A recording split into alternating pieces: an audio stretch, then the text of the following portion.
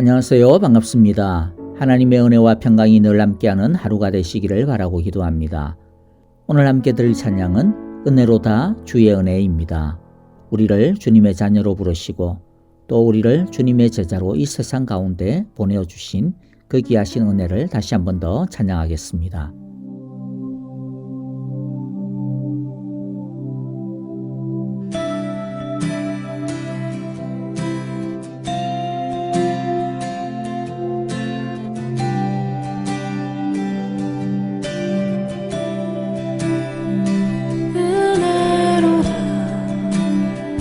주의 은혜 날 살리신 주님의 그 은혜로다 주의 은혜 날 살리신 주님의 은혜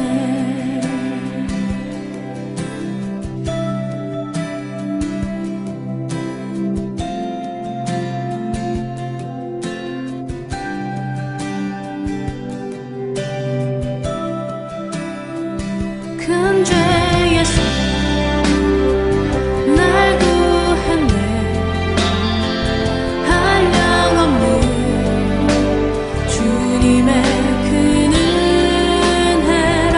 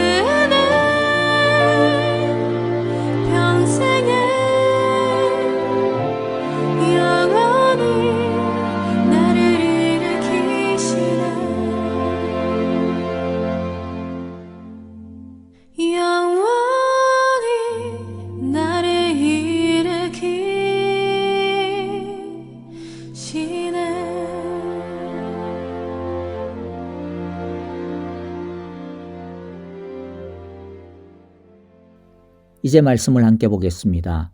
오늘은 마태복음 10장 1절부터 15절입니다. 1절을 제가 먼저 읽겠습니다. 예수께서 12 제자를 부르셔서 더러운 귀신을 제어하는 권능을 주시고 그들이 더러운 귀신을 쫓아내고 온갖 질병과 온갖 허약함을 고치게 하셨다. 12 사도의 이름은 이러하다. 첫째로 베드로라고 부르는 시몬과 그의 동생 안드레와 세베대의 아들 야고보와 그의 동생 요한과 빌립과 바돌로메와 도마와 세리마테와 알페오의 아들 야고보와 다데오와 열혈당원 시몬과 예수를 넘겨준 가룟 사람 유다이다. 예수께서 이들 12를 내보내실 때에 그들에게 이렇게 명하셨다. 이방 사람의 길로도 가지 말고 또 사마리아 사람의 고을에도 들어가지 말아라.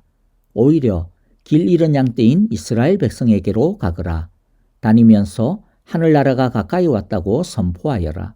앓는 사람을 고쳐주며 죽은 사람을 살리며 나병 환자를 깨끗하게 하며 귀신을 쫓아내어라. 거저 받았으니 거저 주어라. 전대에 금화도 은화도 동전도 넣어 가지고 다니지 말아라. 여행용 자루도 속옷 두 벌도 신도 지팡이도 지니지 말아라. 일꾼이 자기 먹을 것을 얻는 것은 마땅하다. 아무 고을이나 아무 마을에 들어가든지 거기서 마땅한 사람을 찾아내서 그곳을 떠날 때까지 거기에 머물러 있으라. 너희가 그 집에 들어갈 때에 평화를 빈다고 인사하여라. 그래서 그 집이 평화를 누리기에 알맞으면 너희가 비는 평화가 그 집에 있게 하고 알맞지 않으면 그 평화가 너희에게 되돌아오게 하여라. 누구든지 너희를 영접하지 않거나 너희의 말을 듣지 않거든 그 집이나 그 고을을 떠날 때에 너희 발에 묻은 먼지를 떨어버려라. 내가 진정으로 너희에게 말한다. 심판날에는 소돔과 고모라 땅이 그 고을보다는 견디기가 쉬울 것이다. 아멘. 어제 우리는 예수님께서 하나님께 추수할 일꾼을 보내어달라고 기도하시는 것을 보았습니다. 오늘은 예수님께서 이 땅에 하나님의 나라를 전하기 위한 일꾼을 세우시는 장면을 보게 됩니다. 여러분은 하나님의 일꾼이라고 하면 어떤 느낌이 드시는지 모르겠습니다. 힘들다, 귀찮다 이런 느낌이신가요? 아니면 자랑스럽다, 감사하다 이런 느낌이신가요? 1절에 보면 예수님께서 제자들을 부르셨다라고 표현하고 있는데요. 이것의 예를 좀 돕기 위해서 예를 들어보겠습니다. 지금 미국에 새로운 행정부가 시작이 되었죠. 행정부가 시작이 되면 대통령은 자기와 함께 전국을 이끌어갈 장관이나 고위공직자들을 선택하고 임명합니다. 그런데 어느 날 여러분에게 대통령 당선자가 전화를 해서 자기 행정부에서 장관직을 맡아달라고 요청을 했다고 칩시다. 그러면 여러분은 그 부름에 대해 어떤 느낌이 들겠습니까?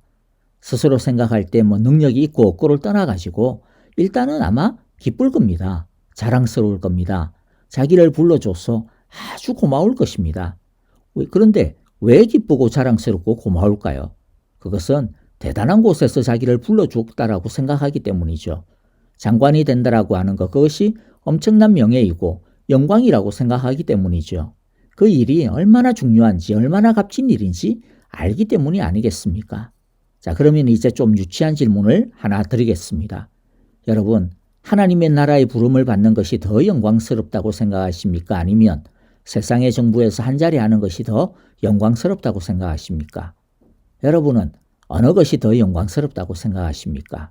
좀 웃긴 질문이긴 한데 한번 생각을 해보시기 바랍니다. 여러분, 우리 모두 기억하시기를 바랍니다. 크든 작든 하나님께서 우리를 하나님의 나라를 위한 일꾼으로 부르신 것의 영광은요, 우리가 미국 행정부에서 한자리 하는 것보다 훨씬 영광스러운 일입니다. 감사한 일입니다.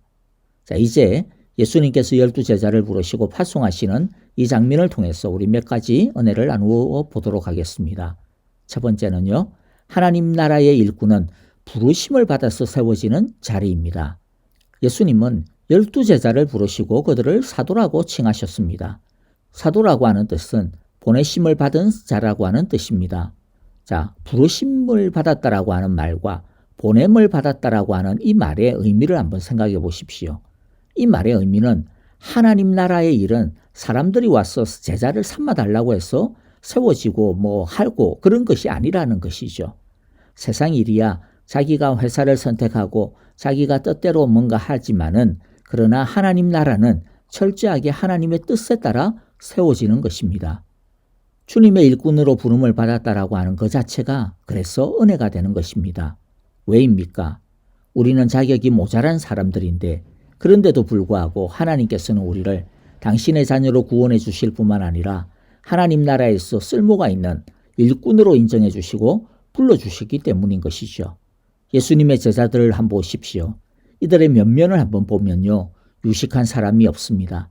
세상의 권력자나 세상에서 번듯하게 성공한 사람도 없습니다. 그러나 예수님은 이들을 당신의 사도로 당신의 하나님 나라의 대표자로 불러주신 것입니다. 쓰임 받는 것은요. 세상의 기준이나 쓸모에 따라 되어지는 것이 아니라 오직 주님의 은혜에 따라 달려있음을 우리에게 보여주시고 있는 것입니다. 그러므로 예수님의 그 부르심에 대한 우리의 마음이 어떠해야 정상일까요?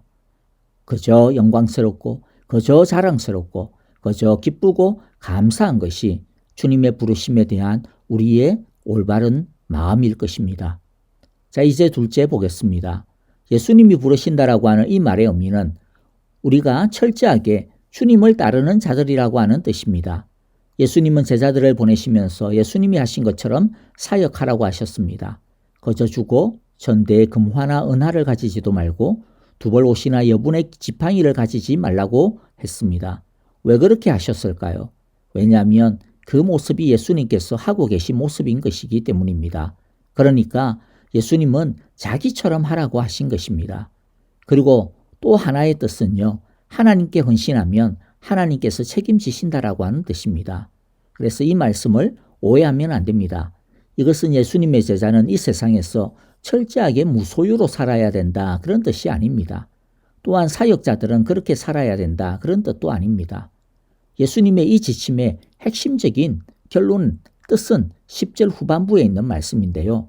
일꾼이 자기 먹을 것을 얻는 것은 마땅하다 이 말씀입니다. 무슨 뜻일까요? 하나님께서 필요한 것을 책임져 주시겠다라고 하는 뜻입니다. 그러므로 너무 염려하여 하나님의 일에 흐트러짐이 있어서는 안 된다라고 하는 말씀인 것입니다. 다시 한번 더 기억합시다. 예수님의 제자는 자기를 보내신 예수님을 따라 예수님처럼 살아가는 자들입니다. 주님의 제자는 자기가 하고 싶은 말을 하는 사람이 아닙니다. 주님으로부터 받은 말씀을 대신 전하는 사람입니다. 주님의 제자는 자기의 사상이나 깨달음을 가르치는 사람이 아닙니다. 주님의 말씀을 있는 그대로 전하는 사람입니다. 주님의 제자는 오직 스승이신 예수님을 배우고 본받아서 그분처럼 말하고 그분처럼 살아가는 사람들입니다. 그래서 예수님은 제자들을 3년씩이나 데리고 다니셨습니다.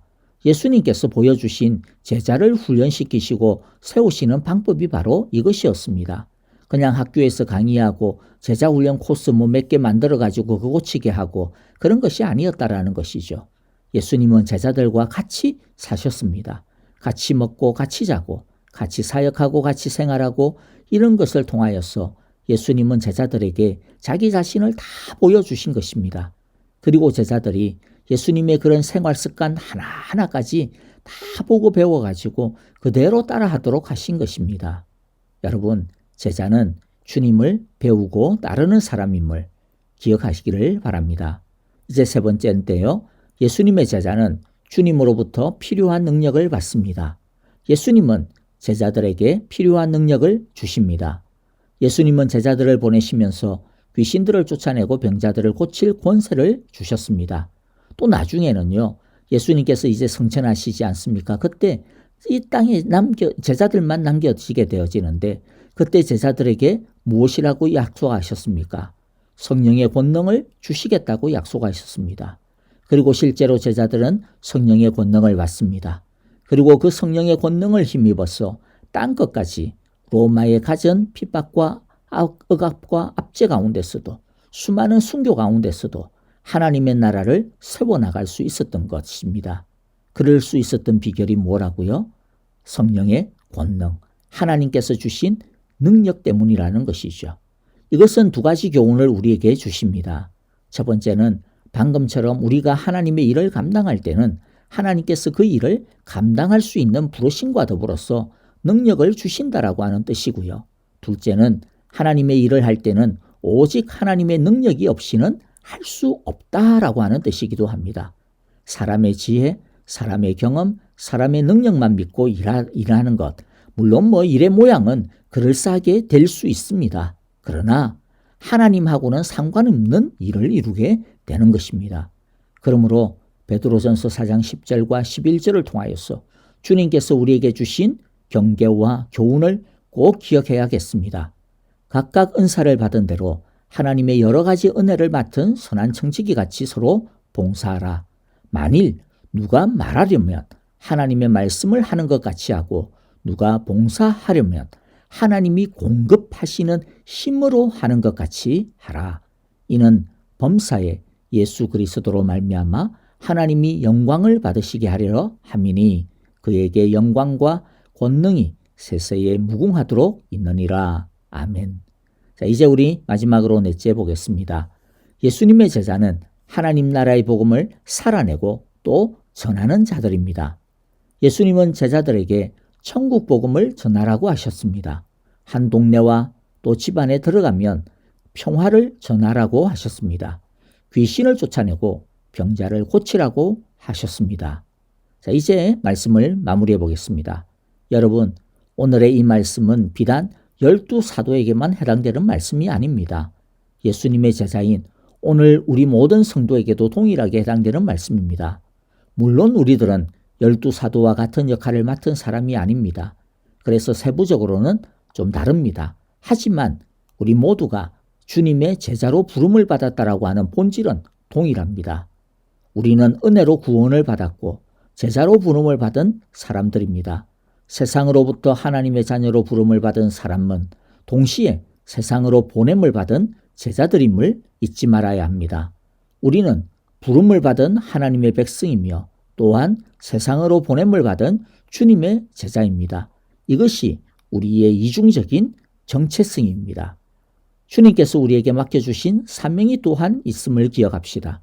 우리는 그저 이 세상에서 잘 먹고 잘 사는 것이 목표의 전부가 아닌 사람들입니다. 우리에게는 더 궁극적인 목표가 있습니다. 우리가 무엇을 하든지, 우리가 이 세상에서 어떤 일을 하든지 그보다 더 궁극적인 목표는 천국 복음으로 살아내고 천국 복음을 전하는 것입니다. 우리 주위에 하나님의 평화를, 하나님의 구원을 전하며 또한 나누는 우리 모두가 되시기를 주님의 이름으로 바라고 기도합니다. 이제 찬양과 더불어 기도하겠습니다. 오늘 말씀 속에서 감사할 것 감사하고 회개할 것 회개하며 결단할 것 결단하고 헌신할 것은 헌신하는 기도를 드립시다. 또 아프신 분들을 위시하여 함께 서로 중보의 기도가 필요한 형제자매들을 위하여 기도할 때 특별히 박윤경 전도사님, 정계자 전도사님과 이두상 집사님, 김윤호 아기를 위해서도 계속 기도해 주시기 바랍니다. 여러분 오늘 하루도 세상으로부터 하나님의 자녀로 받았고 또 세상으로 보냄을 받은 예수님의 제자임을 우리 모두 기억하면서 하나님이 기뻐하시는 삶을 살아드리는 하루가 되시기를 바라고 기도합니다. 안녕히 계십시오. 감사합니다.